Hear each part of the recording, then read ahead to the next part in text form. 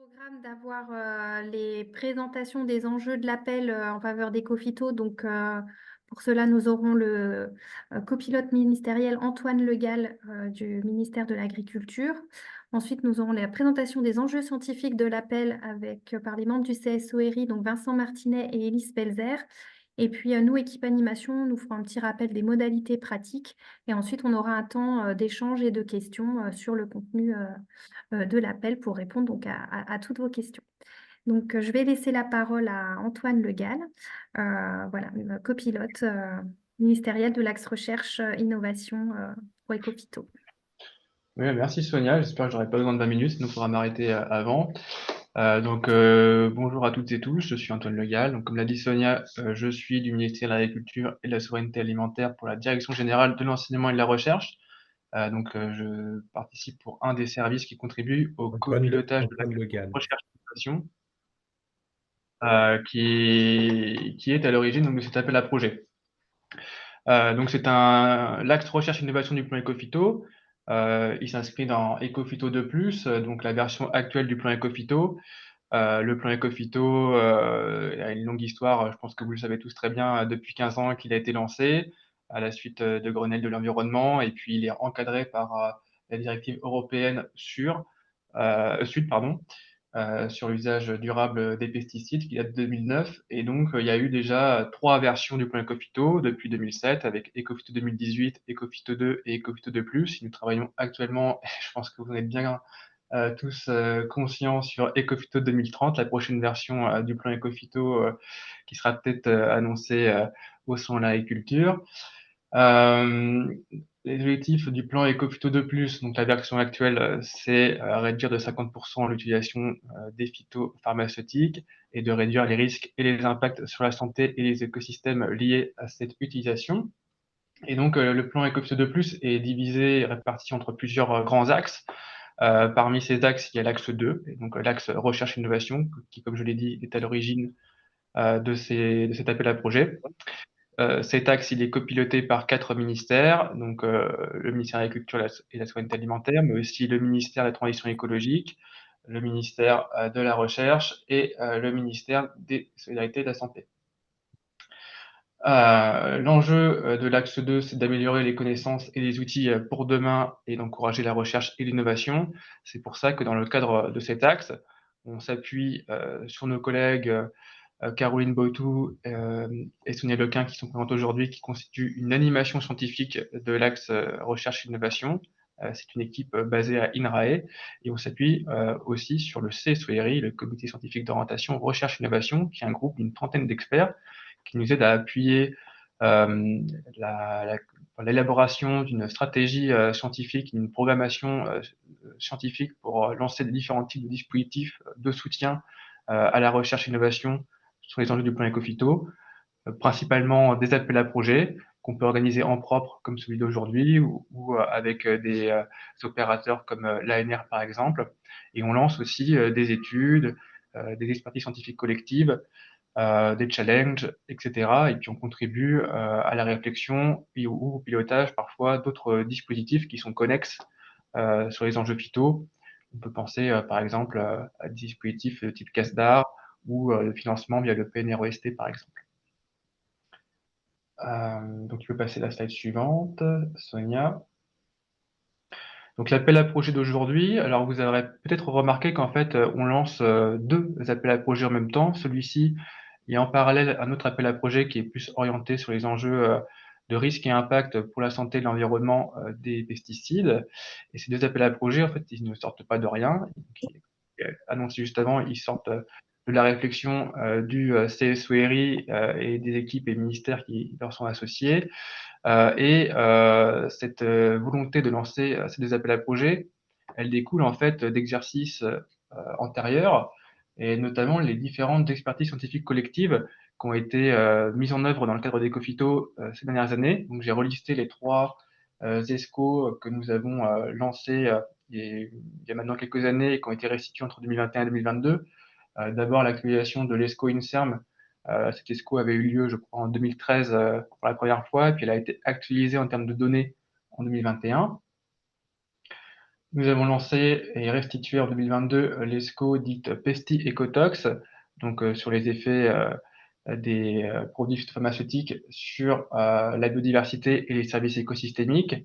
Et en parallèle, nous avions lancé une troisième ESCO, dite RegulNat, qui était relative à l'utilisation de la diversité végétale pour protéger les cultures contre les bioagresseurs. Et donc, c'est particulièrement cette dernière ESCO qui est à l'origine de l'appel à projet qu'on décrit et qu'on lance aujourd'hui devant vous. Ces ESCO, elles ont proposé des états des connaissances scientifiques sur les problématiques qu'elles ciblaient et identifié aussi des besoins de recherche qu'il fallait combler. Et donc, ces deux appels à projets, ils visent à pouvoir donner suite finalement aux besoins de recherche qui ont été identifiés et remontés par les différentes ESCO passées.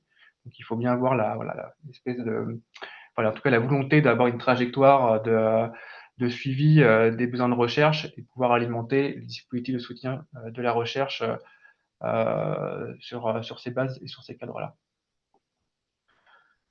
Par rapport à cet ESCO RegulNat, les conclusions que nous, on en retient côté ministère, c'est que l'ESCO RegulNat, elle a permis de montrer, en partant des travaux scientifiques, que les systèmes diversifiés du point de vue végétal permettent, en tout cas sont associés généralement à une réduction de l'utilisation des produits phytopharmaceutiques, les PPP. Sans forcément garantir l'abandon, mais en tout cas, on peut constater qu'il y a une capacité à protéger les cultures importante et en utilisant moins de phyto. Et ce qui est très intéressant dans cette ESCO, c'est qu'elle a montré que les travaux disponibles laissaient entendre que finalement, on pouvait avoir cette réduction de phyto avec une protection suffisante pour ne pas pénaliser les rendements dans un grand nombre de situations. Et c'était également associé à la préservation de la biodiversité et des services écosystémiques de manière assez significative. Donc finalement, par rapport à la gamme de leviers qu'on peut imaginer pour pouvoir enclencher la trajectoire de réduction des phytos, contribuer à la rediversification végétale des agroécosystèmes apparaît comme une piste assez prometteuse, donc comme une forme d'outil agroécologique qu'on peut mobiliser aux côtés d'autres leviers, que ce soit d'autres leviers techniques, hein, que ce soit des leviers agronomiques, des leviers de biocontrôle par exemple, qui sont beaucoup plus liés au curatif, alors que l'outil de diversification végétale sera plutôt un outil prophylactique, ou bien des outils économiques ou réglementaires, et par exemple des outils de certification, comme la certification agriculture bio, qui est aussi promue dans le cadre du plan Ecophyto, et la combinaison de ces différents types d'outils pourrait permettre finalement d'engager des trajectoires de réduction de l'utilisation des PPP dans les filières, dans les territoires, et donc en assurant a priori une bonne capacité de protection des cultures, ne pas pénaliser les rendements et donc ne pas pénaliser les aspects économiques de la production, et assurer dans le même temps une multiperformance des systèmes agricoles, notamment au regard de leurs impacts sur la santé humaine ou sur la santé de l'environnement. Et donc, si on part de ce constat et qu'on revient sur les besoins de recherche, on se dit, mais comment faciliter finalement le recours à la diversification? Comment l'envisager comme levier pour pouvoir enclencher la trajectoire que je viens d'évoquer? Comment on peut en faire un levier de protection des cultures? Et donc, du terrain aussi, nous remonte un certain nombre de questions à la suite de cet ESCO sur, OK, donc la diversification peut être conçue comme un levier, mais comment on l'opérationnalise? Les agriculteurs, les conseillers sont beaucoup en demande de références, de références pour bien comprendre et maîtriser les techniques qui permettent de diversifier, qui permettent de fiabiliser ce levier, parce que c'est vrai que ce qu'on constate aussi au travers de l'ESCO, c'est que diversifier euh, ne provoque pas, n'est pas toujours systématiquement associé aux effets qu'on en attend. Et donc, quand on dit qu'en moyenne, on ne pénalise pas les rendements, ou qu'en moyenne, on va mieux protéger les cultures ou augmenter les autres services écosystémiques, ça demande à être caractérisé au regard des différents types de contextes dans lesquels on veut rediversifier. Et donc, on a besoin de mieux comprendre les fluctuations et les dynamiques des impacts générés par ce type de levier. Et puis d'évaluer la performance. Est-ce que jusqu'à quel point diversifier permet de protéger au regard d'autres leviers dont on dispose, et notamment aussi au regard historiquement du levier permis par les produits phytopharmaceutiques, de façon à pouvoir convaincre les agriculteurs de s'en emparer. Il y a aussi la question de comment on l'insère, ce levier, dans les systèmes de pratique existants. On part cet agroécosystème qui sont parfois très simplifiés, même s'il existe une très grande hétérogénéité, y compris dans les milieux agricoles français. Mais comment on part d'un état initial pour pouvoir progressivement rediversifier et en faire un levier au regard aussi des systèmes de pratiques déjà en place, et éviter les antagonismes, notamment entre les différents leviers qu'on veut enclencher pour pouvoir avoir une forme de production agroécologique. Et enfin, un des gros verrous soulignés par l'ESCO, c'est aussi comment on enclenche justement une diffusion, voire une massification du recours à ce levier de diversification, sachant que sa performance peut être en partie conditionnée justement par l'ampleur qu'il prend, parce que quand on diversifie sur une échelle spatiale, par exemple, assez faible, peut-être que ce levier de diversification sera moins pertinent et moins puissant que si c'est l'ensemble d'un territoire homogène d'un point de vue écologique qui se retrouve sous le coup de ce levier. Et donc pour ça, il faut pouvoir réfléchir aux conséquences de cette diversification sur les plans de structuration des filières, sur les plans économiques et les impacts sociaux que ça peut aussi avoir. Et donc se pose toute une série de questions de recherche qui sont discutées dans l'ESCO et qu'on voulait pouvoir remobiliser au travers de cet appel à projet. Ils seront bien sûr largement évoqués juste après par mes collègues du CSERI qui vont vous présenter les enjeux scientifiques.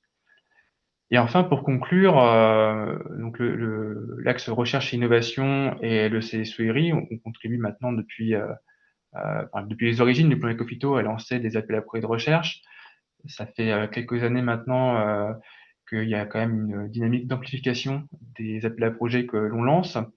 On a déjà lancé plusieurs appels à projets par le passé qui font écho et bien en résonance de l'appel à projet qu'on lance aujourd'hui. On peut penser à l'appel à projet sur les leviers territoriaux qu'on a lancé en 2019 et dont les projets de recherche s'achèvent actuellement. Et on avait lancé aussi des appels à projets pour réfléchir aux méthodologies d'analyse et d'évaluation de la durabilité des nouveaux systèmes de pratiques agricoles qui utilisent moins de produits phytopharmaceutiques, un appel à projet qu'on avait lancé en 2020.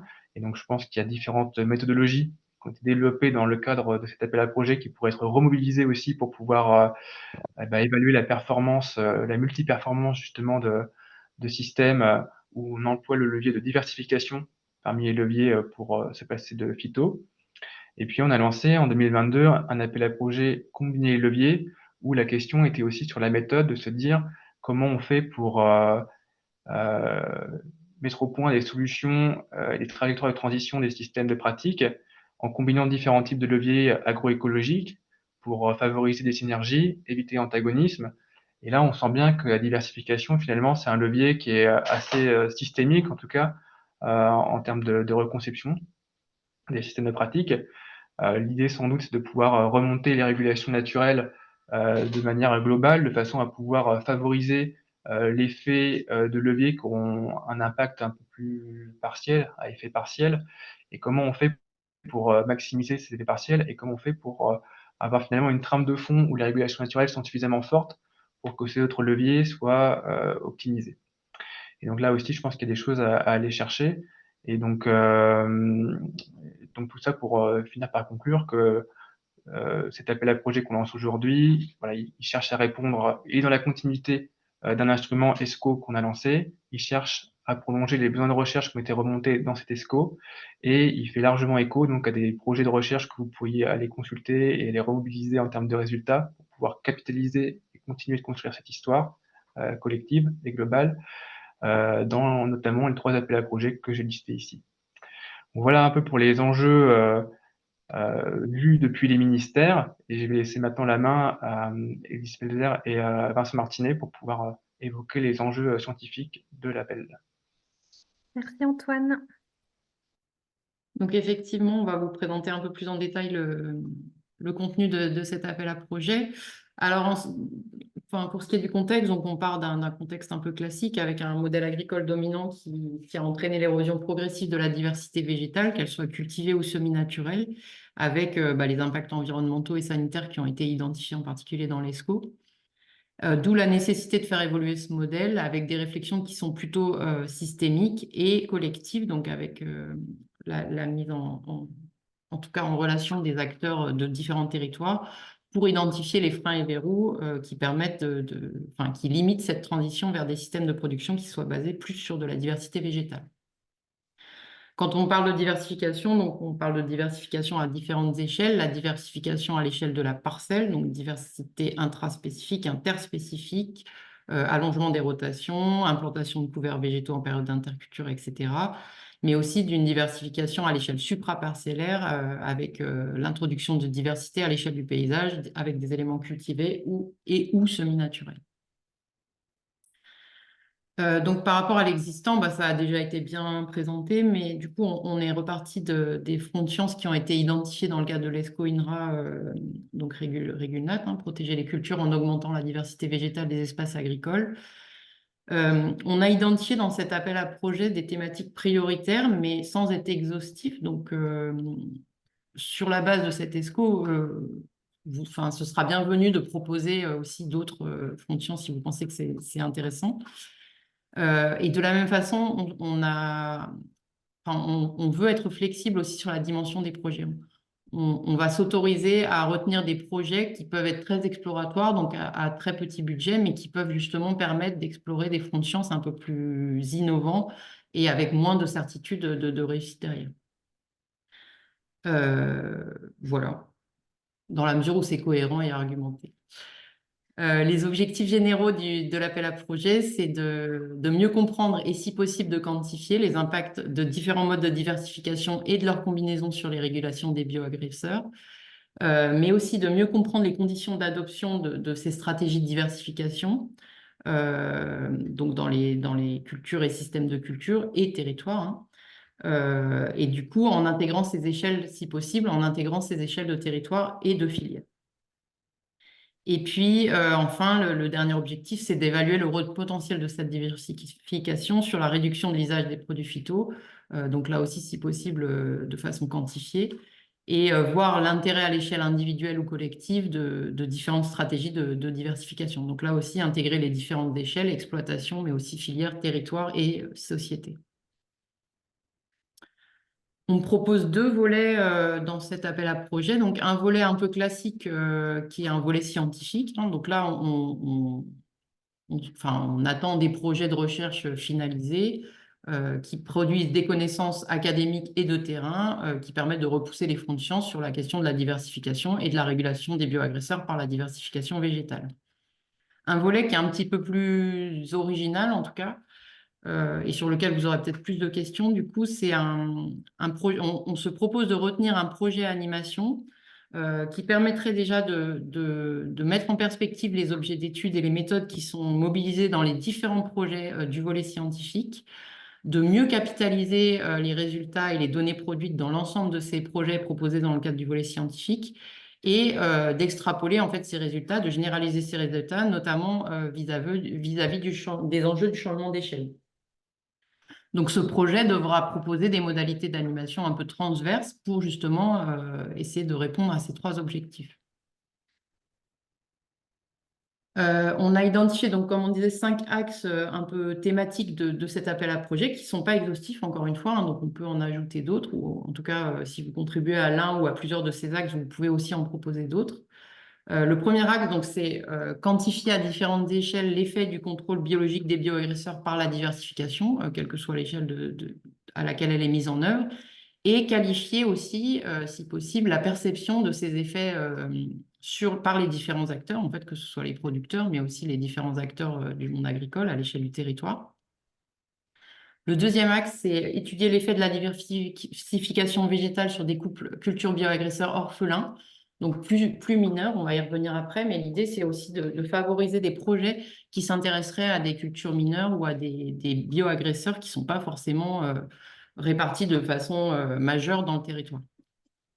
Des projets qui sont parfois plus difficiles à faire financer dans le cadre d'autres appels à projets. C'est pour ça qu'on a choisi d'identifier cet axe thématique.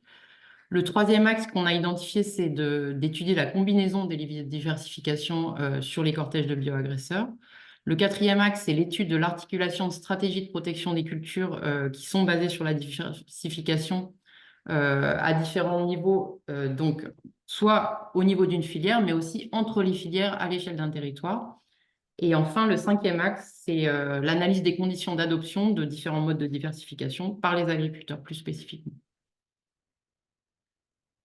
Donc, si on revient un peu plus en détail sur les différents axes, donc pour le premier axe, qui était la quantification de l'effet du contrôle biologique des bioagresseurs grâce à la diversification, mais aussi la qualification de la perception. Donc, cette quantification, elle doit se faire sur les plans écologiques, mais aussi agronomiques, économiques, environnemental et ou social. Et puis, on l'a déjà dit plusieurs fois, mais à différentes échelles, donc de la parcelle, en passant par l'exploitation agricole jusqu'au territoire, et en considérant là ou les filières si on est à l'échelle du territoire. En termes de qualification, donc l'idée, c'était aussi d'essayer d'aller vers la qualification de la perception des effets de la diversification à différentes échelles et par différents acteurs. En gros, je ne sais plus ce qu'on voulait dire.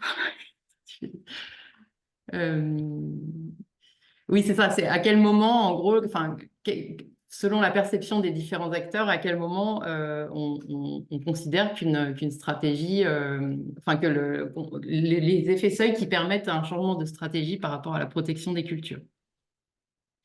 Et puis également étudier les déterminants du choix des modes de protection des cultures, notamment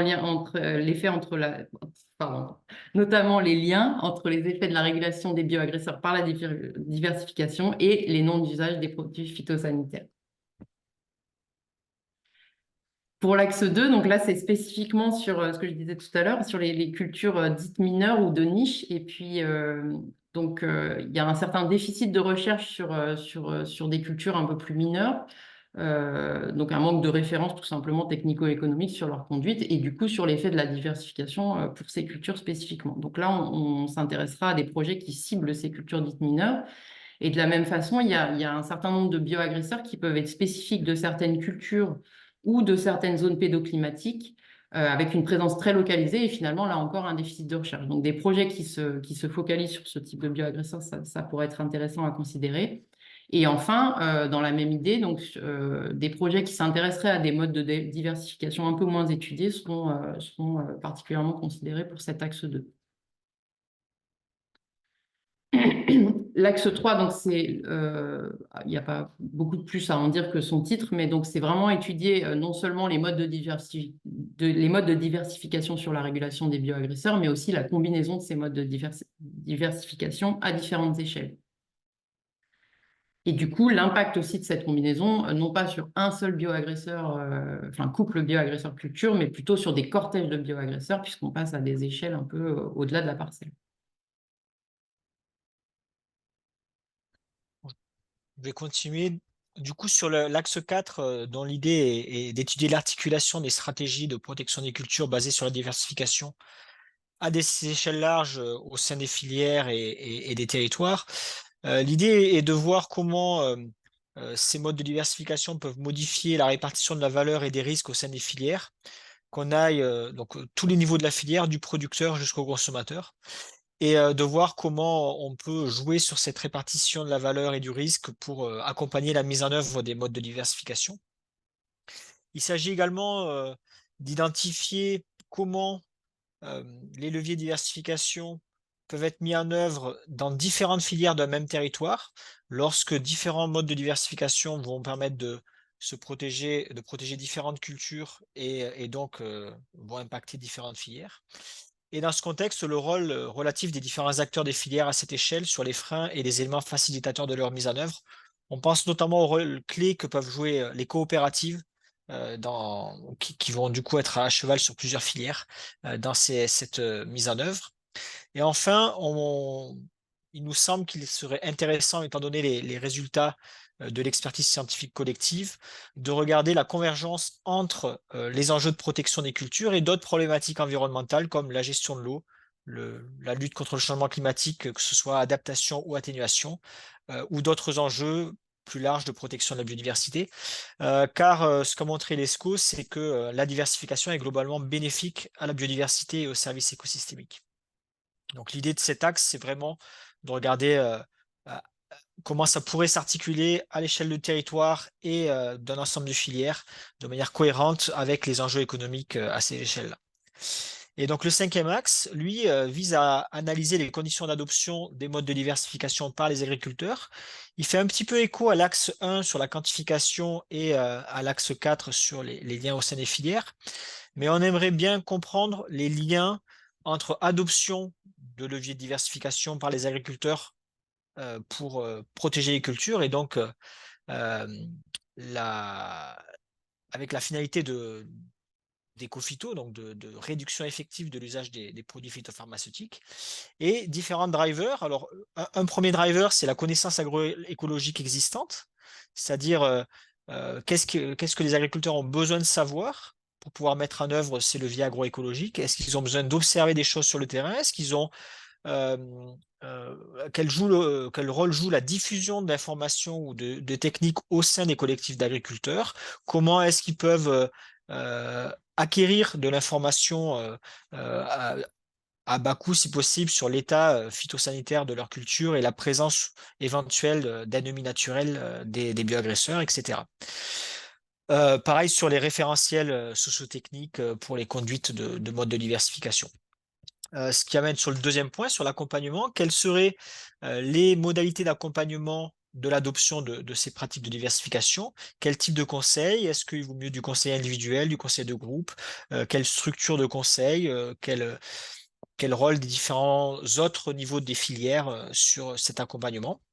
Ensuite, le rôle des aspects réglementaires et contractuels au sein des filières, qui pourraient être un levier fort d'adoption si, par exemple, euh, l'aval de la filière contractualise avec des agriculteurs, soit des coopératives, soit au sein de territoire, sur une production où on substitue les pesticides, enfin on substitue la diversification végétale aux pesticides. Dans ce cas-là, avoir une charte par exemple et une meilleure rémunération, une meilleure couverture du risque, des choses comme ça. Ensuite, bien sûr, le rôle des politiques publiques, quelles pourraient être les politiques publiques mises en œuvre pour accompagner l'adoption de la diversification végétale à finalité de protection des cultures, avec un effet effectif sur la réduction des pesticides. Et enfin, la perception des risques et l'aversion au changement des agriculteurs, essayer de comprendre comment les agriculteurs perçoivent la modification des risques inhérents à leur production lorsqu'ils changent leur mode de protection des cultures du chimique vers l'agroécologique. Donc l'idée, c'est d'identifier tous les déterminants qui pourraient déclencher l'arrêt de l'utilisation des produits phytopharmaceutiques en lien avec la mise en œuvre de ces leviers de diversification. Parce que ce que l'expertise scientifique collective a souligné, c'est effectivement que la diversification a un effet sur la régulation des bioagresseurs, mais on a encore du mal à, identifier, quantifier cet effet et voir à quel point ça protège effectivement les cultures. Donc ça, c'était l'axe 1. Mais aussi, on a du mal à voir à partir de quel moment est-ce que les agriculteurs vont changer leur comportement et donc abandonner les produits phytopharmaceutiques. Et donc ça, c'est vraiment l'idée de cet axe 5.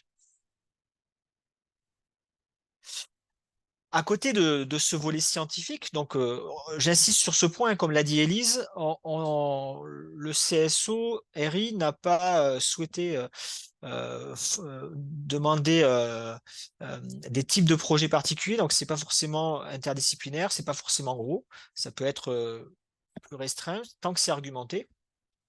Mais on souhaitait aussi qu'il y ait une mise en cohérence de l'ensemble des projets qui seront retenus, avec une capitalisation des acquis et aussi une transversalité aux différents projets pour être plus pertinent sur l'impact et la générosité qu'on pourrait tirer des différents résultats. Parce qu'on est bien conscient que chaque projet va étudier une partie du problème, mais ce serait intéressant pour apporter des solutions aux parties prenantes et aux acteurs d'avoir des visions un peu plus larges. Et pour cela, on peut s'appuyer sur deux choses. La première, c'est ce qui sera produit dans les projets, et la seconde, ça serait une analyse plus poussée de ce qui est produit dans la littérature dite grise, qui n'a que très peu été mobilisée dans le cadre de l'expertise scientifique collective sur la régulation naturelle des bioagresseurs.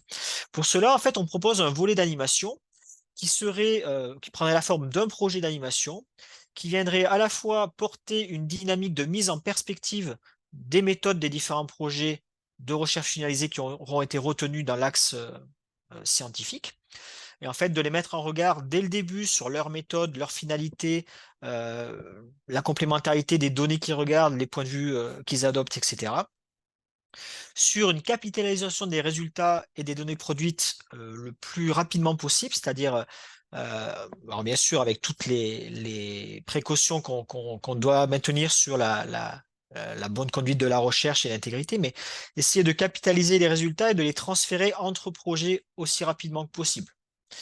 Et enfin, un travail de généralisation des résultats, notamment vis-à-vis des enjeux de changement d'échelle, parce que qu'a montré l'expertise scientifique collective, c'est que l'échelle paysagère est celle qui est pertinente lorsqu'on veut opérer des changements importants au niveau de filières, par exemple, ou de territoire, mais c'est la plus dure à mettre en œuvre et nous ne sommes pas sûrs que des projets arrivent à se monter à une échelle large.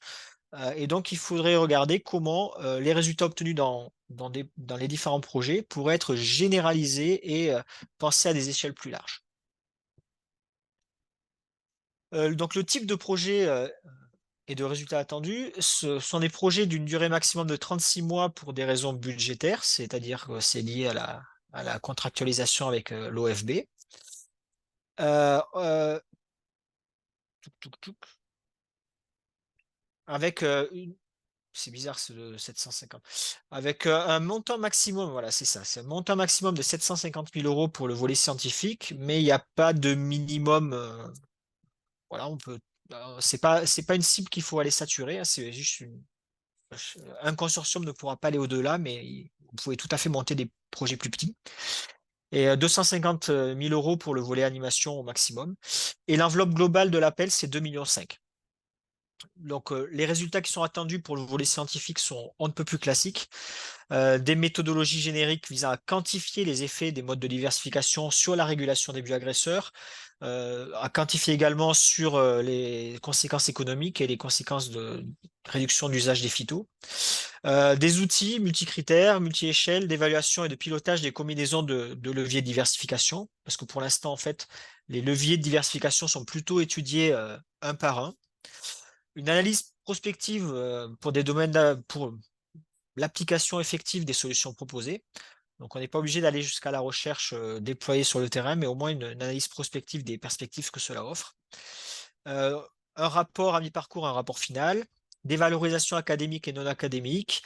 Donc, académiques, articles, conférences, chapitres d'ouvrages, mais non académiques aussi avec des guides, des outils d'analyse de décision, des outils de modélisation, des scénarios d'intégration sur les usages, sur les impacts, etc.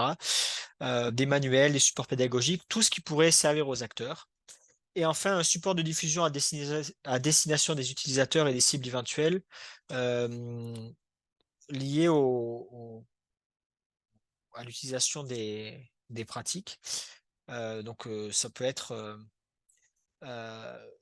aider à construire des fiches références pour, par exemple, permettre d'obtenir une équivalence des pratiques en certificat d'économie de produits phytopharmaceutiques, des supports pédagogiques sur le déploiement des pratiques, etc. Sur le volet animation, ce qui est attendu, c'est proposer une méthode d'accompagnement des projets scientifiques et de capitalisation de leurs résultats et de leurs données. Une étude au long cours en parallèle de cela, parce que bien sûr, l'accompagnement des projets, ça va être des événements ponctuels, mais au long cours, en parallèle de cela, une synthèse de la littérature, on va dire grise, de la littérature existante sur l'impact de la diversification, qui viendrait compléter l'analyse générique qui a été faite dans l'expertise scientifique collective, et également la contextualiser sur des territoires particuliers, des cultures particulières, des filières particulières, pour donner un peu plus de chair et de concret au message générique de l'expertise scientifique collective.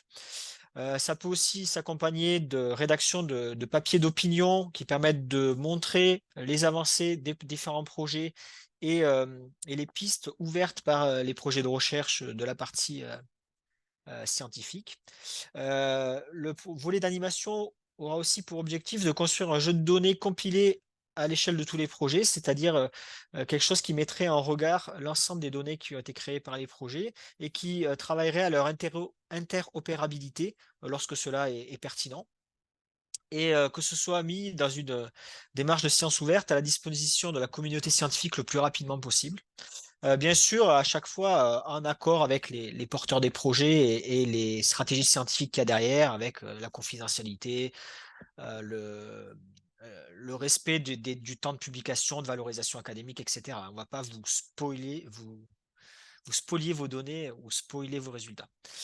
Donc un rapport également à mi-parcours et un rapport final. Et enfin, la construction de différents supports de communication et de diffusion des résultats, toujours dans une perspective de capitalisation, vers les différents acteurs des filières et vers les porteurs de politiques publiques, pour montrer en temps réel la pertinence de ce qui est mis en œuvre dans les projets de l'appel à projet.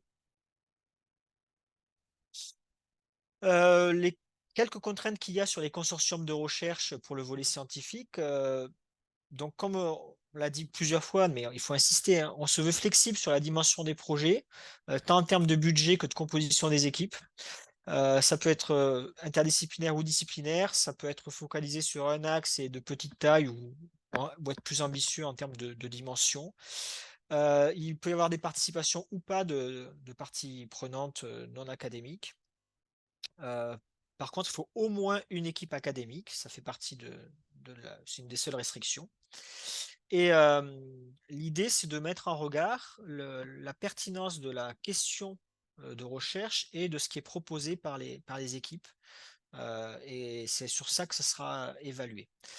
Donc, il faudra argumenter pourquoi les différents partenaires sont impliqués, quel est leur rôle dans la conception du travail, dans le travail scientifique, dans le lien avec les parties prenantes, dans le lien sur le terrain. Pourquoi les différentes disciplines sont mobilisées, leur complémentarité, la force du consortium proposé. Et enfin, s'il y a des partenaires privés, c'est tout à fait possible. Il faudra, pareil, aussi le mettre en perspective. Et ça en est tout pour les enjeux. Oui, merci Vincent et Élise, merci. Du coup, moi je vais passer plutôt sur les modalités pratiques par rapport à cet appel à projet. Donc en termes de calendrier, donc l'appel a été diffusé la semaine dernière, le 8 février. Donc aujourd'hui, on a le webinaire de présentation. On attend donc une réception des lettres d'intention au plus tard au 1er avril à 23h59, donc heure de Paris. Pendant le mois, on va dire avril, on va donc évaluer et sélectionner les lettres d'intention et noter aussi d'ores et déjà la date. Il y aura donc un séminaire d'échange, en tout cas avec les membres du CSERI et les porteurs de projets dont les lettres d'intention auront été sélectionnées, donc au 13 mai 2024. Donc, voilà, en général, c'est en webinaire et cela permet d'échanger donc avec le CSERI pour orienter aussi vers le dépôt du projet complet, poser les questions. Voilà, donc ce sera vraiment l'occasion de le faire lors de ce webinaire.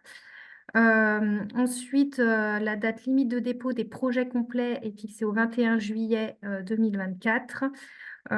Et durant donc l'été jusqu'à la mi-septembre, on aura une évaluation et une sélection des projets complets pour pouvoir permettre une contractualisation des projets lauréats avec l'OFB plutôt à l'automne-hiver entre octobre et décembre 2024.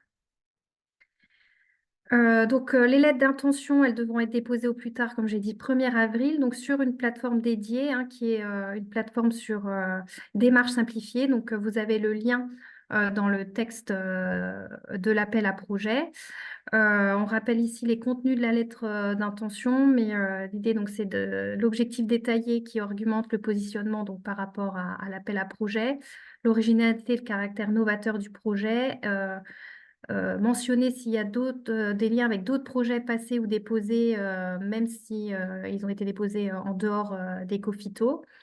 Quelles sont les questions et hypothèses scientifiques que le consortium se propose de traiter, la méthodologie mise en œuvre, les partenaires, les compétences, les moyens humains, enfin voilà, décrire un peu la structuration du consortium, les résultats attendus, le livrable et les valorisations envisagées, quels sont les apports par rapport aux objectifs du plan Ecophyto de plus, et enfin une liste de références bibliographiques en lien avec le projet. Donc, le projet il est déposé donc, sur la page Ecophytopic. Donc, là aussi, vous avez le lien. Et sur cette page, vous retrouvez le texte de l'appel à projet, mais également une FAQ qui répond déjà à de nombreuses questions que vous pourriez aussi vous poser. Et puis, au niveau du site Démarche simplifiée, vous avez aussi une annexe financière. Et donc, voilà, et la FAQ répond aussi détaille un petit peu plus aussi les aspects de règles pour cette annexe financière.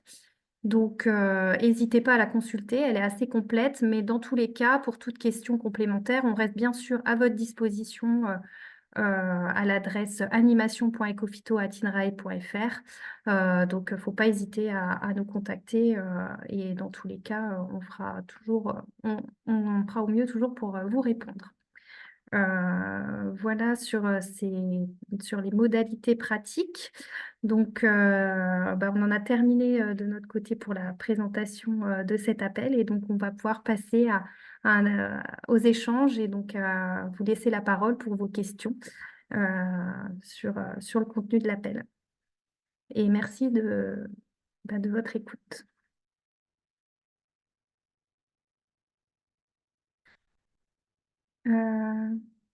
Alors, on avait quand même déjà une question, pardon, dans le chat.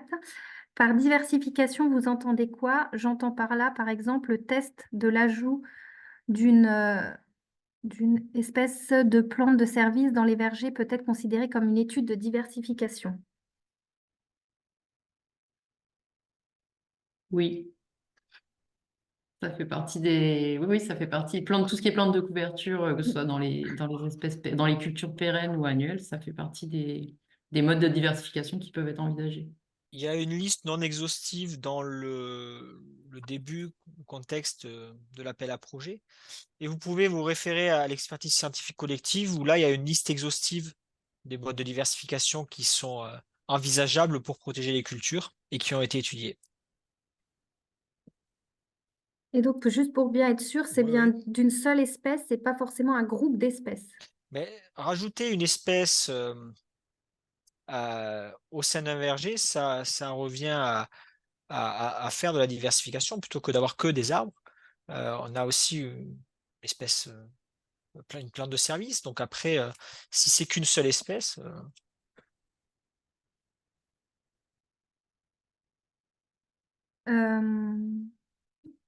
Est-ce que le projet peut répondre seulement à l'axe 2? oui.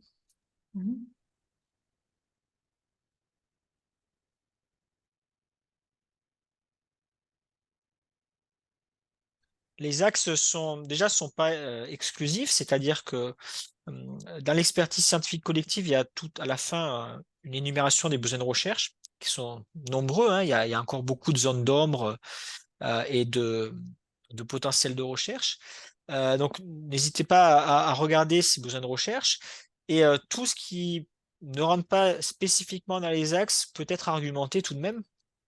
Donc, on imagine bien que si on a mis ces axes-là, c'est qu'ils seront quelque part prioritaires, mais ils ne sont pas exclusifs.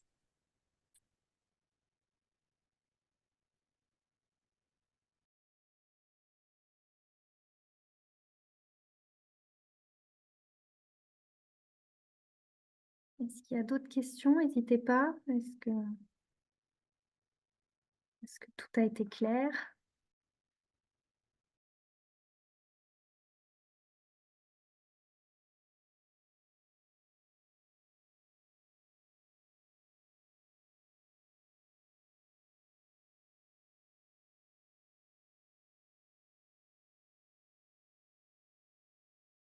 Ouais, donc la question c'est qu'est-ce qu'une culture mineure selon vous et comment on peut décider qu'elle est mineure ou pas?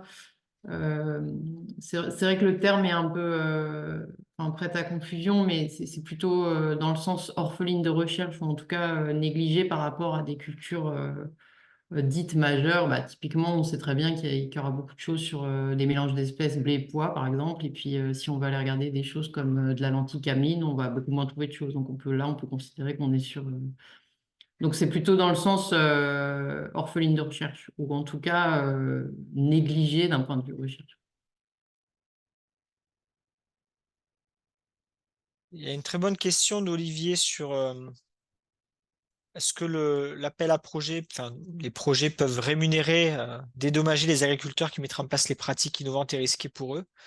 Ça, il faut voir avec le financeur sur la modalité pour faire ça, parce que c'est Je, toujours compliqué ce genre de choses. je ne crois pas. Il y a une précision dans la FAQ à ce sujet, mais non, a priori, non. Oui, je pense qu'il faut se référer au texte pour en être sûr. En général, en fait, on peut considérer les agriculteurs comme des prestataires et donc, par exemple, sur certains dispositifs de financement, il faudrait vérifier pour celui-ci le temps supplémentaire passé par les agriculteurs au bénéfice du projet de recherche, par exemple pour la collecte de données, peut parfois être rémunéré comme prestation. Mais si la question c'est par exemple euh, les pertes de productivité liées à l'expérimentation, elles sont exclues des dépenses éligibles. Alors, je reprends rapidement la parole parce qu'il y a quelqu'un qui doit nous quitter. C'est vrai que je ne l'ai pas précisé, mais le webinaire sera disponible en replay sur notre chaîne YouTube dont on diffusera le lien. Et pareil, le webinaire, il sera mis sur la page Ecofitopic. Donc, vous aurez accès au webinaire, à la présentation et à l'enregistrement voilà, pour cet appel. Et donc, quelques questions. Sommes-nous obligés de suivre les projets précédents et donc travailler sur les mêmes leviers? Peut-on travailler sur plusieurs axes? Le porteur de projet peut-il être une école de formation ou une entreprise privée? Est-ce qu'un partenaire canadien peut intégrer le projet? Si oui, comment? Quelles conditions et exigences? Peut-on recruter un chercheur en CDD? Si oui, de préférence un postdoc ou bien un doctorant dans le cadre d'une thèse. Alors, Moi, j'ai pas la réponse à tout, mais pour la thèse, non. c'est non, Ouais. parce qu'il y a des problèmes de délai. Mais pour un postdoc, c'est oui. Parce qu'il faut que l'argent soit engagé et dépensé sur les 3 ans du projet, donc on n'a pas c'est pas possible de faire une thèse. Pour le portage, j'ai pas l'impression qu'il y ait de problème si le porteur principal n'est pas académique.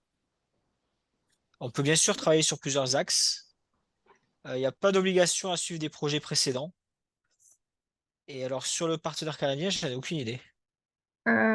Alors, il me semble là aussi, vous aurez dans la FAQ, c'est assez détaillé. Oui, je crois qu'il peut y avoir des partenaires internationaux, mais dans ce cas-là, justement, dans la FAQ, regardez bien, il y a tout, tout est détaillé sur les exigences et les conditions pour qu'un partenaire international puisse intégrer un projet.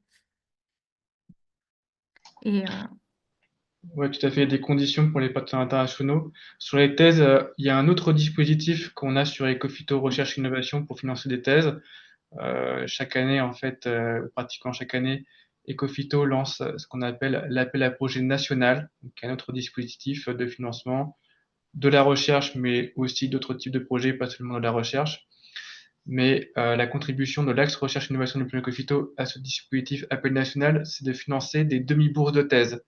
Et quand des projets soutenant des demi-bourses de thèse sont présentés à l'appel à projet national et qui se justifient notamment parce que ces thèses pourront contribuer et bénéficier à des projets lauréats de nos appels à projets de recherche tels que celui présenté aujourd'hui, ça peut être un plus pour regarder en particulier ce projet de thèse. Et donc dans le cadre des appels à projets en eux-mêmes comme celui d'aujourd'hui, comme l'a dit Vincent, on ne finance pas de thèse en raison des délais.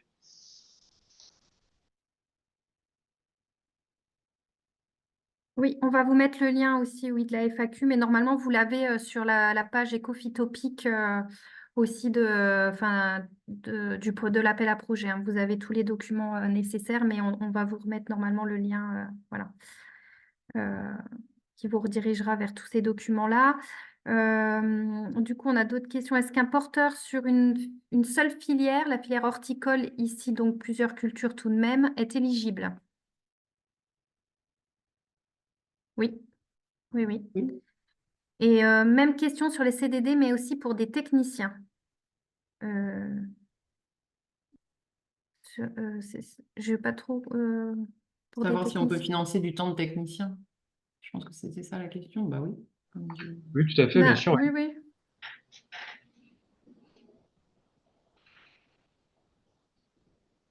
Voilà.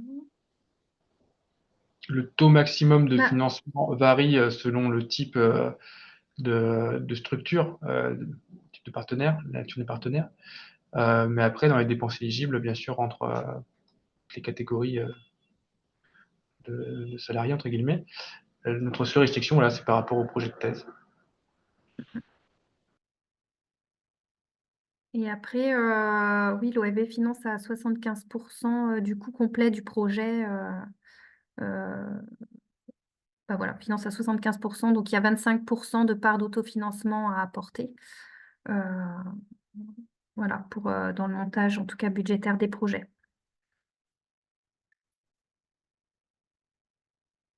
Est-ce Donc, pour est-ce- répondre à Olivier, pour les partenaires académiques, en fonction de leur nature, le taux, comme j'ai dit, de financement varie, donc il faut regarder le type de partenaire et puis le taux qui s'applique. C'est jamais des taux à 100%, donc il y a toujours une part, chaque partenaire doit amener une part autofinancement au projet, en général de 25%. Et est-ce que les chambres d'agriculture peuvent être partenaires? Oui, bien sûr, elles peuvent être partenaires. Alors c'est pareil, le taux qui s'applique aux chambres d'agriculture, il est spécifique, mais bien sûr, on encourage les acteurs du conseil et du développement agricole et du transfert à être partenaires. Au contraire, c'est même un atout pour des projets qui se veulent avant tout de recherche. Donc l'idée, c'est, comme on dit Élise et Vincent, il faut qu'il y ait au moins une équipe académique et qui soit au cœur du projet. Elle n'est pas juste là pour remplir ce critère, mais elle est bien au centre de la problématique portée par le projet. Néanmoins, on encourage les partenariats diversifiés et avec des acteurs non académiques, notamment quand ils contribuent à ces questions de transfert. on a la question pour les EPIC qui revient sur les salaires de permanents chercheurs, mais il me semble que toujours pas. Pour les permanents épiques qui sont pour les épiques, non, on est Non. effectivement pour les permanents, ça marche pas sur les dispositifs OFB.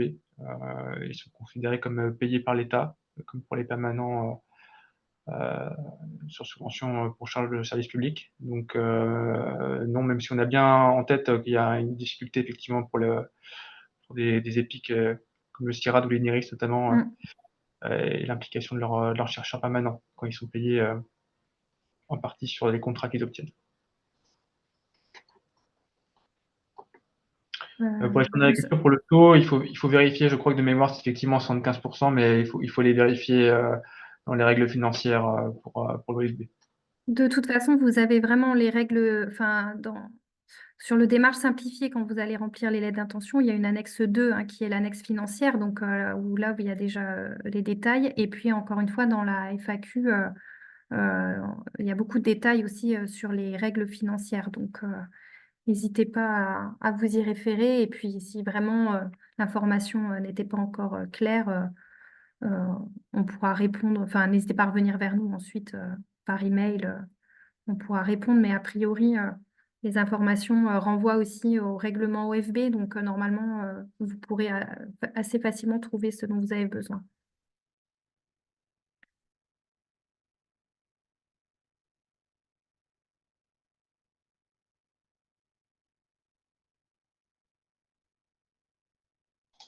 Alors, il n'y a pas de restriction sur qui est l'acteur, l'organisme qui porte le projet. Voilà, que ce qui va être vérifié, c'est qu'il y a bien les équipes académiques pertinentes qui sont associées au projet et qui jouent, enfin, qui ont une place centrale dans le projet, puisque ça reste avant tout des projets de recherche. Et donc, il y a une volonté de valoriser académiquement les productions de ces projets. Donc, c'est un critère essentiel d'évaluation. Néanmoins, ça peut être un autre acteur qu'un acteur académique qui est le porte du projet.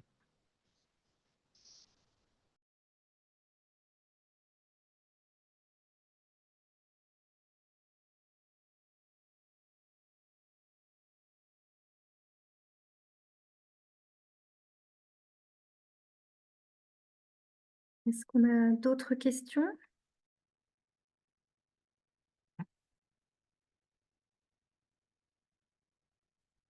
Donc, dans le chat, hein, Caroline vous a remis aussi le lien vers la page Ecophytopic. C'est vraiment là que sont centralisés tous les documents dont vous avez besoin, qu'on mettra aussi le lien vers cette présentation et cet enregistrement du webinaire. Donc, vraiment, n'hésitez pas à prendre ce lien là dans le chat, puisque c'est vraiment là où tout sera centralisé.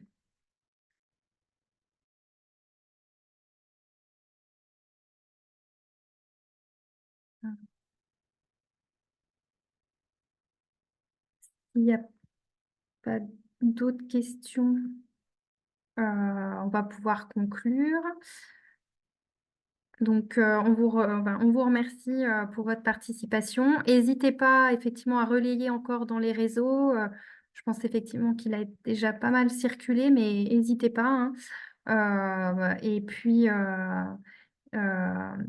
n'hésitez pas non plus à nous contacter, donc équipe animation, pour toutes vos questions.